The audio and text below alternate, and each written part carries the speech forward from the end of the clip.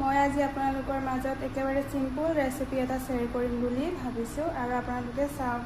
এয়া দেখিছে বুট আৰু এইফালে আছে নৰসিংহ পাত, জলকীয়া, নেমু, মধুসোলং পাত, এইফালে পদুনা আৰু এয়া আদা নহৰু এইখিনিৰে ভিজুৱাই থোৱা আছে। তাৰপিছত এইখিনি গোটেইখিনিৰে মই এটা ধুনীয়া চাটনি বনাম বুলি ভাবিছোঁ। আপোনালোকে এনেকৈ চাটনি বনাই খাবচোন, ইমান টেষ্টি হয় নহয়, বহুত মজা লাগে খাই। আপোনালোকে বনাই খাব।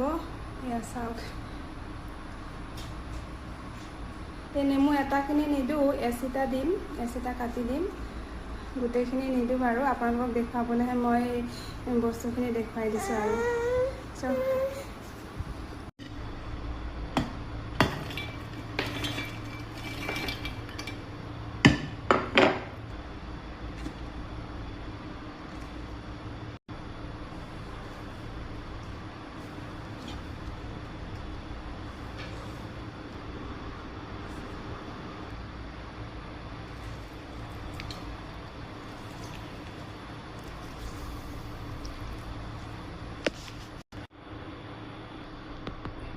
আপোনালোকে দেখা পালে মই কি ইয়াত দিলোঁ, আৰু এয়া সোৱাদ অনুসৰি আপোনালোকে নিমখ দি ল'ব। মই এতিয়া একেবাৰে দি লৈছোঁ আৰু এয়া মই গ্ৰাইণ্ডাৰ মাৰি দিম মিক্সাৰত।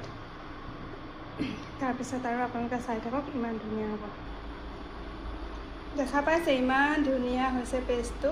আৰু আপোনালোকে এনেদৰে বনাই খাবচোন, গৰমৰ দিনত বহুত ভাল লাগে। আপোনালোকে খাব, এনেকৈ ট্ৰাই কৰি চাব, আৰু যদি ভাল লাগে আপোনালোকে জনাব মোক।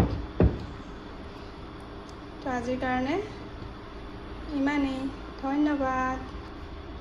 দেখা পাইছে ইমান ধুনীয়া হৈছে, চাওকচোন। গৰমত খাব লাগে, এনেকৈ ঠাণ্ডা চাটনিবোৰ খাব লাগে। আৰু ইয়াৰ বাকী হ'ল আজি কি হ'ল।